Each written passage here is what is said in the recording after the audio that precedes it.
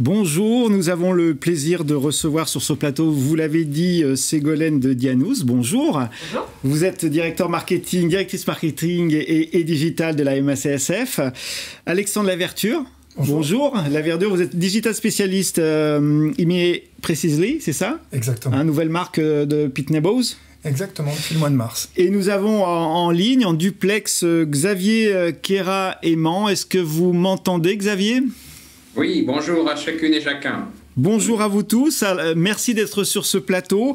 Alors, on a réalisé, comme il a été dit, une enquête vers l'éloge de l'immédiateté. Point d'interrogation, ce n'est pas une affirmation. Vous le savez, nos entreprises sont confrontées à ce phénomène du fast, du zéro délai dans la vie courante. Le client exige de l'immédiateté naturelle qui contraint aujourd'hui l'ensemble des entreprises, quel que soit le secteur, à s'interroger, mais également le secteur de l'assurance pour modifier leurs pratiques, leurs process, leurs organisations. Évident, de chez évident, j'allais dire, les résultats de l'enquête, vous les aurez, tous les résultats, vous les aurez un petit peu plus tard, mais l'immédiateté est une norme, c'est ce que nous disent ces 203 professionnels qui ont répondu à cette enquête, c'est une évidence absolue.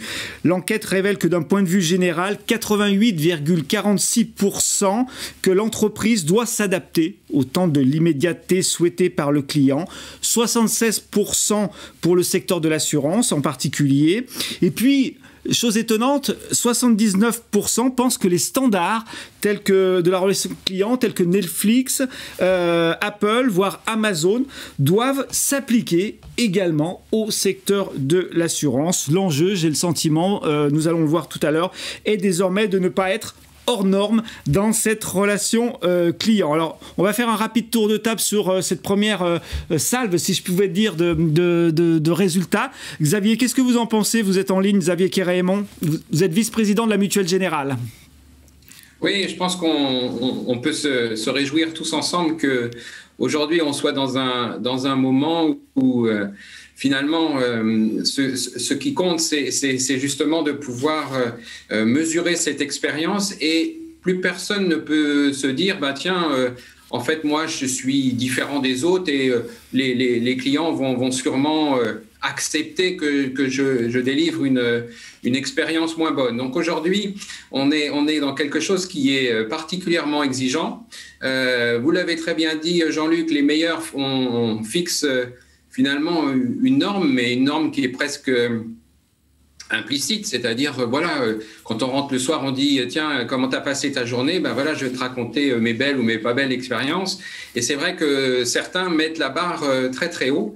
Et donc, je pense que l'on peut en effet se réjouir que tous les secteurs, et notamment l'assurance, soient en effet dans cet enjeu-là.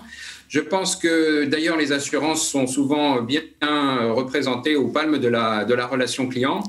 Et donc, je pense qu'aujourd'hui, il n'y a plus de différence. Il faut être là.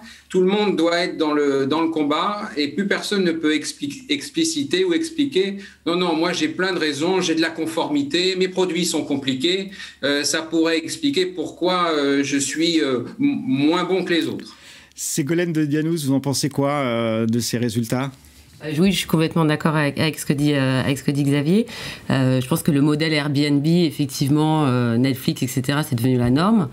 Que longtemps, on s'est quand même dit l'assurance c'est différent, l'assurance c'est sérieux. Et en fait, non, ce que les gens vivent au quotidien, ils veulent aussi le retrouver dans l'assurance. Il n'y a pas de frontières. On est un consommateur, on est un usager, on est un utilisateur, on est un assuré. Et on attend exactement la même simplicité, le même effortless, la même immédiateté, que ce soit dans un secteur des services ou de l'assurance, etc. Il y a plus cette frontière, voilà. Après, ce que je pense, faire attention par rapport à cette attente, c'est que on peut pas mettre du gadget en faisant juste des bots ou de la digitalisation un peu facile, si du coup on repense pas justement toute cette complexité qui existe dans l'assurance, mais sur législation, des process qui sont parfois très très compliqués, des process internes même qui peuvent être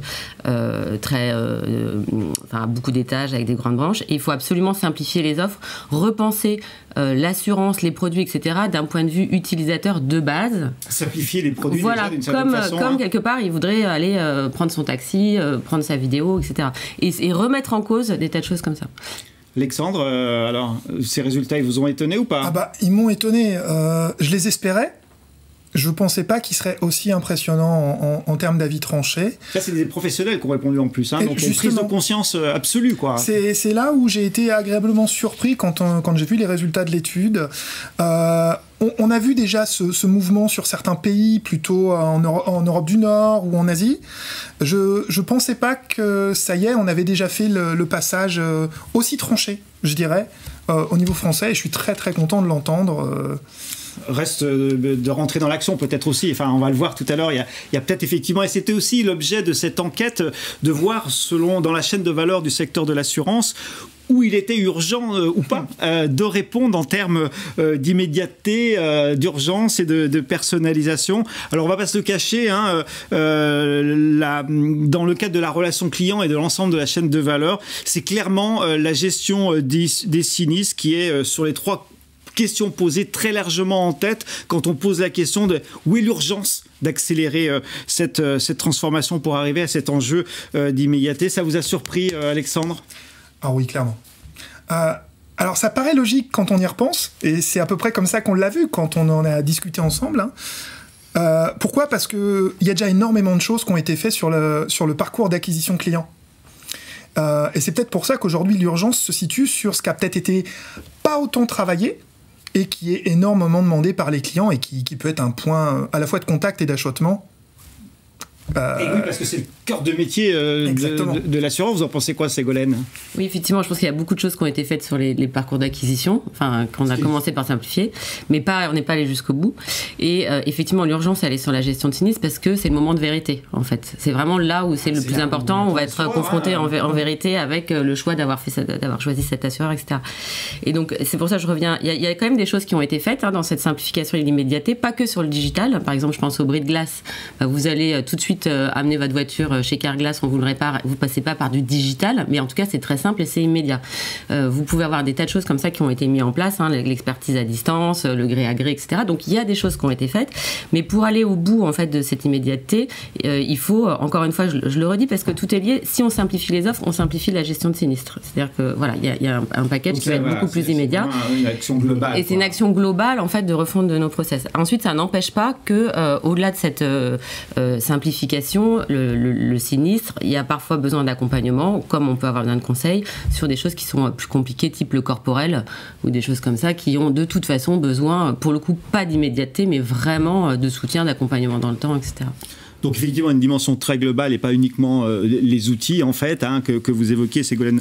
Et on a posé des questions à nos professionnels du secteur sur les outils, parce qu'effectivement il faut probablement aussi que les outils soient agiles, soient facilement intégrables et soient simples pour les collaborateurs, etc. Et donc nous leur avons posé précisément 2 questions sur lesquelles je vais vous solliciter, Alexandre. La question que vous connaissez bien, le sujet des... Alors c'est pas une exclusivité des outils, hein, mais c'est le sujet des chatbots et des vidéobots, qui sont des outils parmi d'autres de l'expérience et de la relation client.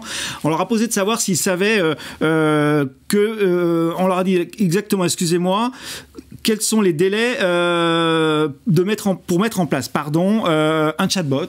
Donc on a été surpris parce que 35,29% des répondants seulement, Alexandre, nous ont dit qu'il était possible de mettre un chatbot en place en 5 jours.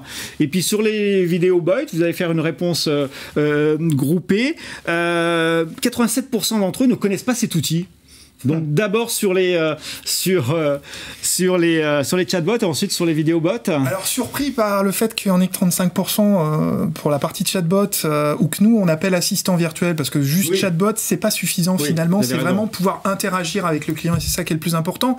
Je vous dirais, il y a encore un an, on ne savait pas qu'on pouvait délivrer quelque chose en 5 jours. C'est la crise récente qu'on a tous vécue qui nous a mis dans cette situation, parce qu'il a fallu qu'on aide nos clients à trouver des solutions à mettre en place très rapidement. Donc c'est possible. Et c'est possible. Donc nous on l'a vécu. On s'était pas engagé à le faire au départ, mais on a vu que c'était possible. Donc oui, on sait le faire. Alors en 5 jours, on met pas tout en place. Il va falloir ensuite mettre des étapes pour améliorer, compléter au fur et à mesure, bien entendu. Puisque ce genre d'outil, c'est vivant. Et comme le disait Ségolène, de toute façon, par contre, avec le meilleur outil du monde, si le processus n'a pas déjà été simplifié en amont, on aura du mal quand même. Hein. Ça, c'était pour cette partie chatbot. Sur la partie vidéobot, alors... je suis déjà content de voir qu'il y en a 12% a priori qui savent que ça existe, c'est-à-dire que bon, on a peut-être pas encore fait assez de bruit, mais on va essayer de continuer, on n'est pas les seuls, pourtant. L'association de l'image, l'immédiateté et la personnalisation, c'est quand même quelque chose de... Non oui, mais je vais dire... faut qu'on dise merci en 2020 à Netflix, on en parlait tout à l'heure, parce que maintenant qu'ils ont mis de l'interactivité dans leurs vidéos, les gens qu'on rencontre se disent « Ah ben si Netflix peut le faire, oui, vous devriez pouvoir aussi. » Ouais, en fait, on le faisait même avant eux, mais c'est pas grave. Donc voilà, mais il faut que les mentalités changent. On a beau avoir des choses qui sont innovantes, des fois on est peut-être trop innovant au moment où on arrive, et peut-être que là c'est le bon moment, et en tout cas je l'espère. Voilà, on a eu des très très belles solutions sur le sujet. Entre autres, on parlait de la gestion de sinistres. On a pu déployer une solution aux États-Unis pour justement aider un client qui avait d'abord fait l'explication de contrat et qui maintenant veut accompagner ses clients une fois le sinistre déclaré dans l'ensemble du processus. Que ce soit pour le rendre plus rapide ou tout simplement pour que le client soit au courant de où il en est. Où il en est, c'est peut-être tout simplement ce que demande le client aussi, c'est de savoir où il en est dans sa situation de sinistre. Dernier résultat, il nous reste un peu moins de 2 minutes. On a posé à notre panel la question entre la personnalisation et l'immédiateté. Y a-t-il un choix à faire? Non, nous disent massivement les professionnels. Pour 82%, un peu plus de 82%, l'immédiateté doit embarquer systématiquement la personnalisation dans sa dimension de communication avec le client. Xavier Keraeman, qu'est-ce que vous en pensez de cette affirmation de nos internautes ? Je pense qu'ils sont exigeants, je les comprends. Après, être dans l'immédiateté, mais tomber un petit peu à côté, parce qu'au finalement, on veut faire quelque chose qui est un tout petit peu trop global. Moi, je pense que les clients, à partir du moment où ils se sentent écoutés, considérés, pris en charge, ils peuvent comprendre tout à fait que peut-être on va leur répondre tout de suite à la demande et on va leur dire par contre sur ce sujet qui est un petit peu plus compliqué, on va vous rappeler, on va tenir compte de ce besoin. Donc je pense que ce qui est très important, c'est que les gens se sentent pris en charge, rassurés, qu'ils aient immédiatement effectivement ce contact. C'est toute la force du digital. Le client peut choisir s'il souhaite être sur un canal, s'il s'occupe lui-même ou s'il doit aller en agence pour avoir ce rendez-vous. Ensuite, sur la personnalisation, évidemment, chacun est content de pouvoir avoir un service personnalisé à condition de ne pas donner toutes ces informations. C'est tout ce sujet de jusqu'où je peux donner mes informations. Et en tout cas, je crois que le client peut tout à fait comprendre que pour avoir une vraie réponse personnalisée, il faut accepter que l'entreprise prenne le temps et le rappelle très vite. Ségolène, pour conclure, il nous reste quelques secondes. Non, moi, je pense qu'effectivement, si on peut faire le bon moment avec le bon message, évidemment, c'est le plus pertinent. Ensuite, bien entendu, il y a des choses qui méritent. Donc, effectivement, l'immédiateté embarque la personnalisation. Moi, je pense. Alexandre, c'est pas une question. Si on veut être immédiat, c'est une mauvaise question. Pour moi, c'est pas une question. C'est pas une question. Si on veut être immédiat, il faut être efficace. Pour être efficace, il faut communiquer au client, pas avec de la généralité, mais avec ses informations, donc la personnalisation. Merci d'être là, merci d'avoir été présent pour commenter les résultats de cette enquête que vous retrouverez prochainement sur l'assurance en mouvement avec quelques commentaires et quelques interviews associées. Merci.